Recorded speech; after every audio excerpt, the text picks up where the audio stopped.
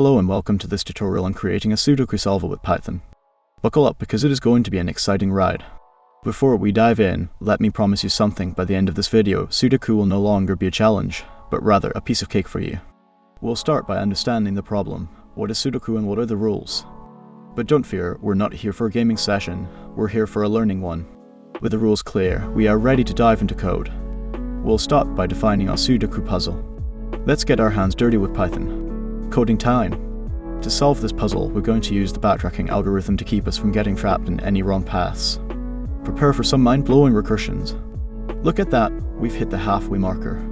If you're following along and enjoying the video so far, don't forget to hit that like button, share the video, and subscribe. Let's forge ahead. Now we will define a function to check whether our solution is valid or not. If at first you don't succeed, dust yourself off and try again in Python ethic. We are almost there. Let's fill the Sudoku with the valid values, and if no valid values remain, we backtrack. Who knew solving Sudoku could be this fun? Boom. Just like that, you've built your first Sudoku solver with Python. My robot heart swells with pride for you, fellow coder.